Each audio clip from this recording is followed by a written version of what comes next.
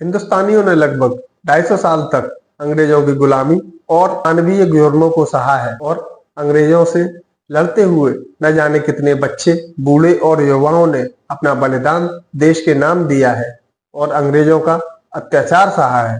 तब जाकर आज हम आजादी की सांसें ले पा रहे हैं और आजादी के उत्सव मना पा रहे हैं। लेकिन हमें ये भी पता है कि अंग्रेज हमेशा से भारत में नहीं थे। जब वे मीलों का सफर तय करके भारत आए थे तब यहाँ मुगलों का शासन था और अगर मुगल न चाहते तो अंग्रेज भारत में प्रवेश भी नहीं कर सकते थे, क्योंकि भारत के उत्तर में मुगलों का शक्तिशाली शासन था और दूसरी ओर दक्षिण में मराठाओं का शासन था, जो मातृभूमि पर मर मिटने को तैयार रहते थे। ऐसे हालात में अंग्रेजों को भी भारत में साम्राज्य स्थापित करने के लिए एड़ी चोटी का जोर लगाना पड़ा था। लेकिन धीरे धीरे अंग्रेजों ने अपना वर्चस्व ऐसा फैला लिया था कि पूरे मुगल साम्राज्य को उखाड़ फेंक दिया। लेकिन इस इतिहास में सवाल ये आता है कि मुगलों के उस शक्तिशाली साम्राज्य को अंग्रेजों ने कैसे खत्म किया। आज के इस वीडियो में हम आपको वही दास्तां बताने वाले हैं। तो इसी बात पर चलिए शुरू करते हैं।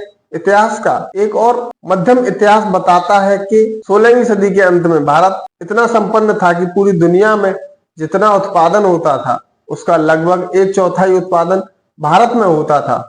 और यही वजह थी कि भारत को उस समय सोने की चिड़िया कहा जाता था और पूरी दुनिया की नजर इसी सोने की चिड़िया पर थी। ऐसे में भला अंग्रेज कहाँ पीछे रहते।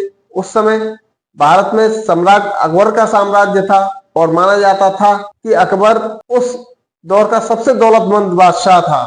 लेकिन इसी समय ब्रिटेन में भी गृह युद्ध की स्थिति बन गई थी और उस समय महारानी एलिजाबेथ प्रथम ब्रिटेन पर शासन कर रही थी और उनकी अधिकांश अर्थव्यवस्था कृषि पर ही निर्भर थी। ब्रिटेन उस समय आपसी गृह युद्ध से पीड़ित होने के कारण वैश्विक स्तर पर 3 से 4% ही उत्पादन कर रहा था और इसी दौरान स्पेन और पुर्तगाल ब्रिटेन को पीछे छोड़कर ब्रिटेन के मुकाबले काफी तरक्की कर रहे थे। हालात इतने बिगड़ चुके थे कि ब्रिटेन के लुटेरे नाविक भी पुर्तगाल के जहाजों को लूटकर अपना काम चलाते थे, क्योंकि ब्रिटेन में लूटने के लिए कुछ बचा ही नहीं था। लेकिन उसी दौरान एक ब्रिटिश नाविक को समुद्री यात्रा के दौरान भारत की अपार संपदा और समृद्धि के बारे में पता चला और ब्रिटिश गवर्नमेंट तक यह खबर बहुत जल्दी पहुंच गई। फिर समय आया सन 1600 का, जब 200 व्यापारियों ने मिलकर एक कंपनी की स्थापना की और उस कंपनी का नाम रखा ईस्ट इंडिया कंपनी। और इस कंपनी के सदस्यों ने जब अपनी राजनीति और कूटनीति जब महारानी एलिजाबेथ को बताई तो वह भी ईस्ट इंडिया कंपनी को सहयोग देने को तैयार हो गई। और उधर भारत में जब तक मुगल बादशाह अकबर का देहांत हो गया था, अकबर के बाद मुगल बादशाह की गद्दी पर अकबर के बेटे जहांगीर की ताजपोशी कर दी गई। सन 1608 में जहांगीर दिल्ली पर शासन कर रहा था और उसे अंग्रेजी षड्यंत्र की कोई खबर न थी। अंग्रेज कैप्टन विलियम हॉकिंस गुजरात में अपने कुछ व्यापारी जहाजों के साथ समुद्री रास्ते से प्रवेश कर चुका था और वह उसके आगमन के साथ ही भारत पर ऐसी काली छाया मंडराई जिसने भारत को ऐसा काला इतिहास दिया जिसे भारत के इतिहास से कभी नहीं मिटाया जा सकेगा। अंग्रेजों ने भारत में आते ही ईस्ट इंडिया कंपनी स्थापित करने की घोषणा कर दी और अपने इसी प्रस्ताव के साथ काफी बेशकीमती उपहार लेकर कैप्टन विलियम हॉकिंस अपने सहयोगियों के साथ जहांगीर के दरबार में पहुंचे। बादशाह जहांगीर उस समय तो डच और पुर्तगालियों के दबाव के कारण इस प्रस्ताव को ठुकरा देते हैं, पर अंग्रेज भी कहां पीछे हटने वाले थे। वो लगातार इस व्यापारिक समझौते के साथ नई नई प्रॉफिटेबल डील्स जोड़ते हुए बार बार जहांगीर के पास जाते रहे और कुछ समय बाद जहांगीर ने इस व्यापारिक समझौते पर हस्ताक्षर करके अंग्रेजों को व्यापार करने की अनुमति प्रदान कर दी। और ये समझौता होते ही अंग्रेजों ने पटना, सूरत, मुंबई, चेन्नई में अपनी फैक्ट्रियों को स्थापित करके व्यापार करना प्रारंभ किया।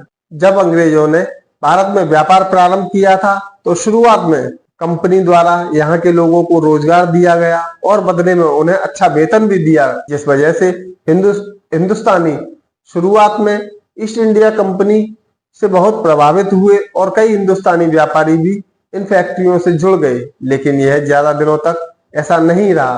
पूरे हिंदुस्तान में कंपनी का व्यापार दिन प्रतिदिन बढ़ता ही चला जा रहा था और अपने बढ़ते व्यापार की वजह से अंग्रेजों में इतना ज्यादा लालच आ गया कि उन्होंने भारत की सत्ता पर ही कब्जा करने की योजना बना डाली। इसी उद्देश्य से सन 1686 में ब्रिटिशरों ने मुगलों के खिलाफ जंग छेड़ दी। औरंगजेब से हुई इस जंग में मुगलों ने अंग्रेजों को बुरी तरह से हरा दिया। इस हार से अंग्रेजों को एक बात बड़ी ही अच्छी तरह से समझ आ गई थी कि वे मुगलों को जंग लड़कर तो हरा नहीं सकते, लेकिन उन्हें भारत पर कब्जा भी करना था, जिसके लिए उन्होंने कूटनीति अपनाई, जिसका फायदा वर्षों बाद आज भी भारत के नेता लोग उठाते हैं। डिवाइड एंड रूल, यानी फूट डालो और शासन करो। जंग में हारने के बाद अंग्रेजों ने औरंगजेब से माफी मांगते हुए ये वादा किया कि दोबारा ऐसी गलती नहीं करेंगे और औरंगजेब ने भी उन पर कुछ जुर्माना लगाते हुए उन्हें माफ कर दिया और अपना व्यापार उसी प्रकार चालू रखने की आज्ञा भी दे दी। लेकिन मुगलों द्वारा अंग्रेजों को माफ करना ही मुगलों के अंत का सबसे बड़ा कारण बना, क्योंकि औरंगजेब की मौत के बाद कई लोग मुगलों की सल्तनत पाने के लिए आपस में ही लड़ने लगे और इस आपसी लड़ाई के कारण एक समय ऐसा आया कि कुछ कमजोर मुगल शासक मुगल बादशाह बन गए, जो कि मुगल शासन को व्यवस्थित ढंग से चला ही नहीं पाए। ये अनुभवहीन बादशाह रोज नए नए नियम बनाते और उन्हें बदलते रहते।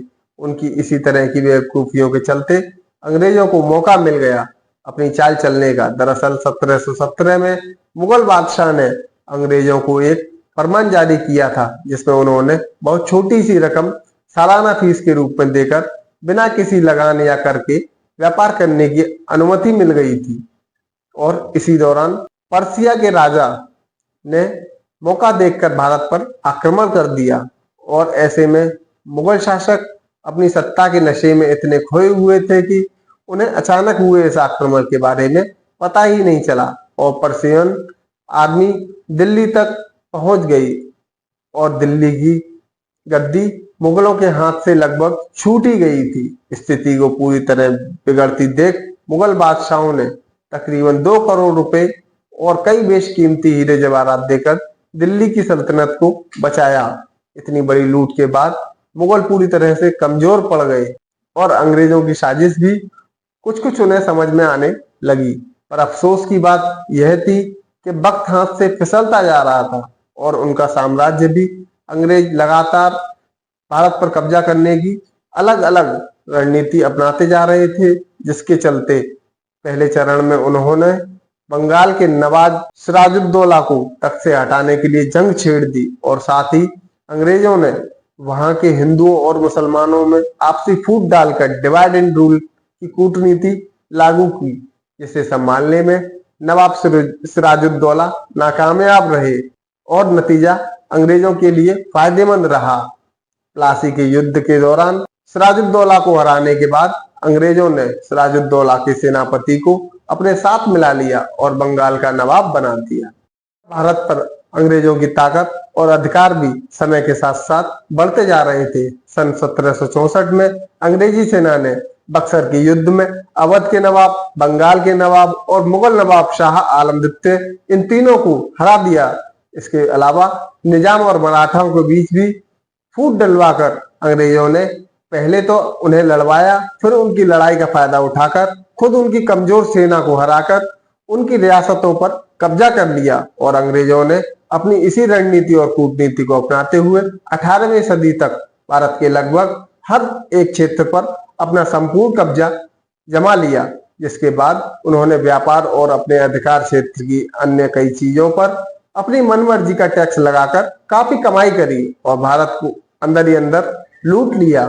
अंग्रेजों को अभी भारत में पूरी तरह से राज करने के लिए कुछ भारतीयों को भी अपनी तरफ शामिल करना था और उन्होंने उन बड़े जमींदारों को अपने साथ मिला लिया, जिनसे उन्हें आगे चलकर काफी फायदा हो सके। यूं तो अंग्रेजों ने भारत में कुछ अच्छे कार्य भी किए, जैसे कि एजुकेशन पॉलिसी लागू करना, रोड कंस्ट्रक्शन, रेलवे का शुभारंभ करना आदि, जिस वजह से कई समाज सुधारक उनसे प्रभावित हुए और उनका साथ भी देने लगे।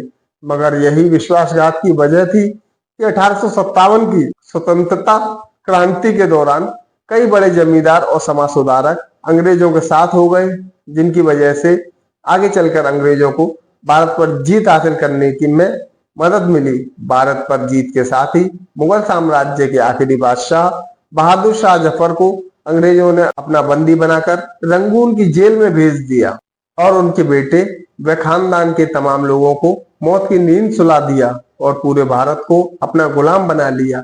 तो मित्रों, ये थी वो दुख भरी दास्तां जिसमें मुगलों की एक गलती और अपने निजी स्वार्थों की वजह से अंग्रेजों को भारत में पांव पसारने का मौका मिला और इनकी इसी गलती का खामियाजा हिंदुस्तान की कई पीढ़ियों को भुगतना पड़ा। वैसे आपके नजरिए से अंग्रेजों के आगमन के लिए कौन जिम्मेदार है? नीचे कमेंट करके अपनी राय हमें जरूर बताएं। और अगर इस वीडियो से आपको कुछ भी नया जानने या सीखने को मिला हो तो प्लीज इस वीडियो को एक लाइक करके सभी के साथ शेयर करें। और यदि आपने अभी तक हमारा चैनल सब्सक्राइब नहीं किया है तो चैनल को सब्सक्राइब करके बेल नोटिफिकेशन आइकॉन को ऑन कर लीजिए ताकि हमारे आने वाले वीडियोस आप तक सबसे पहले पहुंच सके। तो मिलते हैं फिर किसी वीडियो में किसी और टॉपिक के साथ। तब तक के लिए नमस्कार।